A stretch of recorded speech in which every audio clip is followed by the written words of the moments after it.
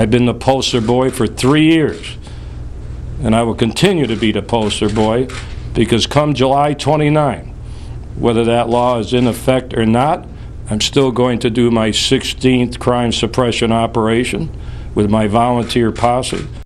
That is Sheriff Joe Arpaio of Maricopa County, Arizona, and what a poster that's going to make. And I wonder if that is up on Attorney General Eric Holder's wall in his office.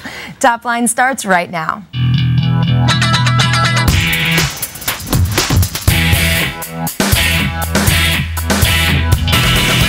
Hello and welcome to ABC News Washington Post Top Line. I'm Rick Klein. I'm Karen Travers. Every day at noon Eastern, we're right here bringing you the latest political news and analysis, everything you need to know, and you won't find us on a poster, but you will find us at Twitter. It's twitter.com/thenote. Let us know what you think. And Karen, kick us off. We'll kick us off with recess time. So President Obama is trying to avoid a playground fight over his nominee for the Centers for Medicare and Medicaid, and he's done a recess appointment. Now, this, of course, has Republicans up on Capitol Hill in a fury. It's not just about what the nominee stands for, which there is some controversy over some statements he's made about rationing health care.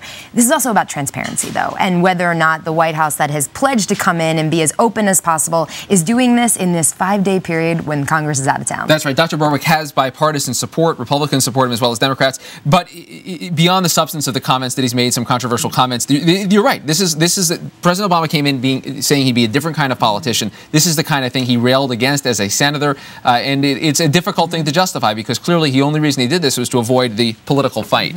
Next up, suing Arizona. As we mentioned at the top, the Department of Justice has brought its lawsuit against Arizona to try to stop enforcement of that new controversial immigration law. We've known this was coming for quite some time, Karen, and you can sort of predict exactly what the response is going to be. What will be interesting to see is the political fallout. There are a lot of Western Democrats who are not looking forward to seeing the president on the side going against the state in a pretty popular law in Arizona among Democrats and Republicans both. I also think the legal aspect is interesting, too, because you had the statement from Senator Kyle and Senator McCain yesterday saying this hasn't even been enacted, put into effect yet. So trying to challenge this on that legal basis before it's actually been done, a little bit iffy, and they don't think they're going to have much success in that. That's right. Down to West Virginia, the West Virginia waiting game. A little bit of movement this morning in West Virginia with Governor Manchin saying that he wants a special election to replace Senator Byrd, the late Senator Byrd, earlier than 2012. Now, he has not put this to the state legislature to change the law. He has asked the Attorney General to go back and look into this law a little bit more. He's also ruled himself out as the immediate successor. So it seems like maybe a little bit of baby steps, but again, nothing conclusive just yet down there. Yeah, and you know, all of the Democratic momentum would be in favor of a 2012 election. They don't want anything on the ballot this time around, and Governor Manchin is term limited out, and he can run in 2012. But there'll be more and more pressure brought to bear. The idea of not having a special election for 2.5 years is pretty difficult. There's some quirks in the law that have to get worked out. And finally, youthful indiscretion. That's the quote from Levi Johnston as he extends his apologies for things he said back when he was young and 19. Now he's 20, and he says he was sorry that he said these awful things about Sarah Palin, including saying that she used a very derogatory term about her daughter, said that the two of them were considering divorce. None of those things are true. He says he's very sorry because now he's back in the parenting picture. They're totally getting back together now. Absolutely. And he is still squeezing out this 15 minutes. It's like 14 minutes and 55 seconds at this point. 17 or 18 minutes at least, no question about it. Yeah, we keep talking about it. Exactly. We're joined now by two very special guests, Bob Edgar of Common Cause and David Donnelly, National Campaign Director for the Public Campaign Action Fund. And gentlemen, thanks for being here. And you two are involved in an effort right now, and I know there's a new ad campaign that's launching this week to push something called Fair Elections. It's a public campaign finance bill. I want to start with you, Bob. What makes you optimistic this has a chance when we've seen so much other legislation fall by the wayside, including on campaign finance reform? I think the American public are really concerned about the housing crisis, the investment crisis, the banking crisis, and the healthcare debate, and even the oil spill in the Gulf, that money has influenced the way in which the House and Senate has been operating. And they know that corporations and labor unions have invested so much money in trying to get elected officials who serve their special interest and not the public's interest. And with the Citizens United Supreme Court decision, we think money will also be exponentially increased, and the money will taint this upcoming midterm election. And so we believe that the 157 co-sponsors in the House of Representatives for Fair Elections now is the moment for us to move and get this important legislation passed so that voluntarily members of the House and Senate can run without taking any special interest money. But just on the practical level, how close are you, do you think, to actually getting this passed? That's a lot of co-sponsors, but can this get across the finish line? The answer is yes. We think that this is the moment. We have strong statements out of the Speaker of the House, Pelosi. We have a leader in the House side in John Larson, who's the author of the bill on the House side. And we have at least 30 other members of Congress who have not co-sponsored the bill but have told us that they support the legislation. We think that we're going to see a vote before this adjournment of this session of Congress. So before August? Well, before October. Sorry, before October. David, as you know, it's very difficult to get anything done on campaign finance reform because a lot of these same special interests you're talking about. The House recently passed something called the Disclose Act, which I know you're familiar with. The Senate hasn't done anything on it yet.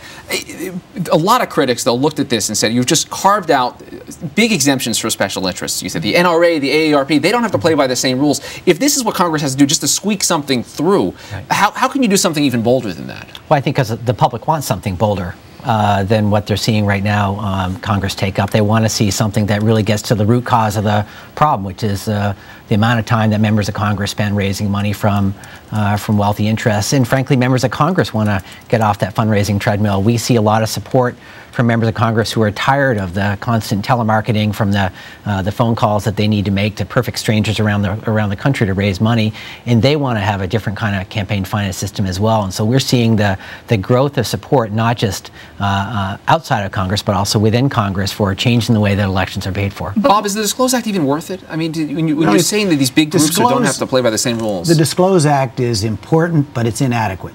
And we see that particularly freshman members of Congress and others are hungry to be shown as reformers. And we think the Fair Elections Now Act is stronger. It's voluntary. It meets the Supreme Court challenges. And we think that it will be helpful to both Democrats and Republicans this fall. And we believe a strong vote in the House leads us to a strong vote in the Senate. You know, the members of the House and Senate are tired of all of the money raising. I ran for the United States Senate years ago, and I ran against Arlen Specter of Pennsylvania. He raised $6 million, I raised $4 million. Just 3 years ago, the two candidates for Senate in Pennsylvania raised $37.5 million. Just think how much money every day they had to raise, most of it coming from special interest. Back in the olden days, the special interest put money in, but they used to come first with their talking points, their specific ideas. And if you voted right, they supported you. If you didn't vote right, they were out helping your opponent. Now they come with the money first. And David and I are trying to get money limited and focus more on the districts and states rather than on running to California or New York to raise most of the money for campaigns. We wanted to ask you about good government transparency. We were talking at the top of the show about this recess appointment, just in general, on the idea of recess appointments. The Obama administration came in and said they would do things differently. Do you think that is contradictory to what those pledges were for an open government, open White House? I think in the most part they have done things differently. They called out lobbyists and they set up certain rules in relationship to lobbyists. My complaint about that is they didn't connect the lobbyist with money, and I think it's really a toxic cocktail. This recess appointment is based on frustration on the Senate side with the filibuster, and also with the fact that one senator can hold up an appointment, and we need more transparency in the Senate. And, but in the meantime, I mean, the recess appointments, though, this exists in the Constitution. David, I want your take on this as well. This exists in the Constitution. I think it was written during a time where it was very hard for members of Congress to get back here. There were long recesses. Right. That's not the case anymore. This is purely a political end around, isn't it? Well, it may be, but I think Bob is right. I mean, there is a process of how legislation and appointments get made that is bottled up by one chamber and by it could be as few as one senator.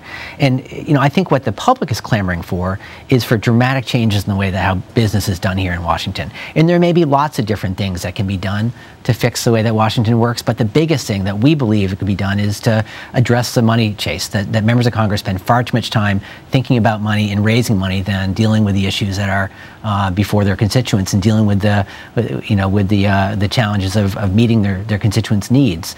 And that's what the public is asking for as well. We have organizations working in 24 states around the country to advance the campaign. We're starting a multi-million-dollar campaign to move this legislation forward and to pass the legislation in the House, and hopefully that will start a national debate, not just about just passing this law, but about fixing the way that Washington works. And do you have a guarantee from Speaker Pelosi that there'll be a vote? We do, and it's been public.